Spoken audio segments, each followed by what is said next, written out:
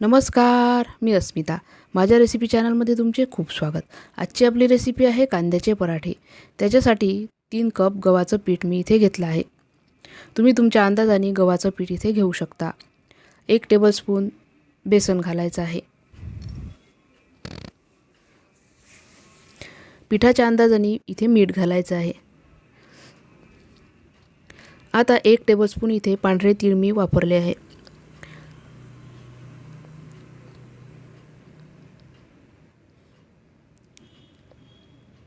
1 चमचा ओवा घालायचा आहे. 1 टीस्पून हळद आणि चवीप्रमाणे इथे लाल तिखट वापरायचं आहे. इथे 2 टीस्पून मी लाल तिखट घालत आहे. आलं लसूण कोथिंबीरीची पेस्ट असेल तर ती सुद्धा इथे 1 चमचा घालू शकता. बारीक चिरलेला 1 मोठा कांदा मी इथे वापरला आहे. मीडियम साईजचे 2 कांदे घालू शकता. कांद्यानी फार मस्त हे पराठे लागतात. 1 मध्यम आकाराचा बटाटा बारीक किसून घेतला. स्वच्छ धुवून तो पिळून घ्यायचा आहे. घट्ट पिळल्यावर इथे वापरायचा आहे. आता 1 मोठा चमचा तेल कडकडीत गरम करून घ्यायचे आहे. तोपर्यंत बाकी मसाले घालून घेऊ. 2 टीस्पून कसुरी मेथी. फार छान स्वाद पराठ्यामध्ये ह्या कसुरी मेथीमुळे येतो. असल्यास घालू शकता किंवा स्किप करू शकता. 1 टीस्पून चिली फ्लेक्स. पराठे दिसायला छान दिसतात म्हणून मी इथे वापरले आहेत.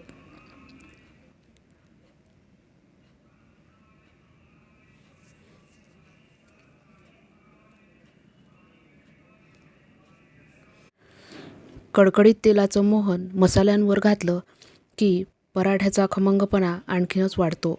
त्याच्यामुळे अशा पद्धतीने तेल हे नक्की घालून बघा आणि पराठे हे नक्की बनवून बघा.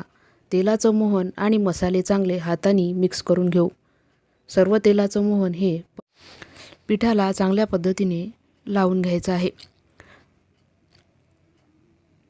आणि नंतर पाणी घालून पीठ हे भिजवून घ्यायचं आहे.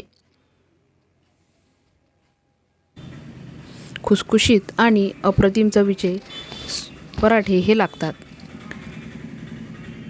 आता थोडं पाणी घालून घट्टसर इथे कणिक भिजवून घ्यायची आहे. कांद्याला पाणी सुटतं त्याच्यामुळे घट्टसर गोळाच हा भिजवून घ्यायचा आहे. कमी पाणी घालत हा गोळा आपल्याला मळून घ्यायचा आहे.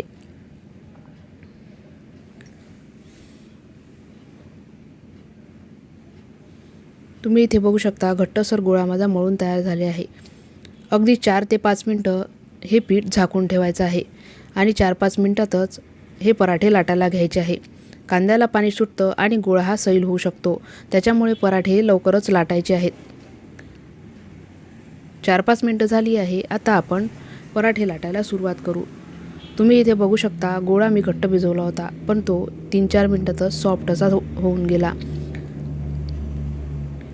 जितक्या साईजचा पराठा लाटायचा आहे तितक्या साईजचा गोळा घ्यायचा आहे आणि पराठा लाटून घ्यायचा आहे. माझ्या चॅनलवर नवीन असाल तर चॅनलला सबस्क्राईब नक्की करा, लाईक करा, शेअर करा आणि बेल आयकॉनही प्रेस करा म्हणजे माझ्या व्हिडिओच्या नोटिफिकेशन तुम्हाला मिळतील. सर्व पराठे अशा पद्धतीने तयार करून घेऊ आणि भाजून घेऊ.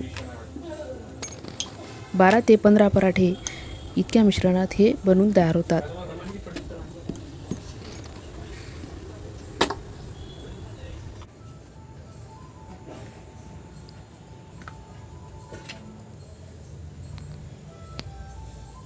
दोन्ही बाजूंनी आपल्याला पराठे हे खमंग असे भाजून घ्यायचे आहे. थोडं तेल घालून हे पराठे छान असे भाजले जातात.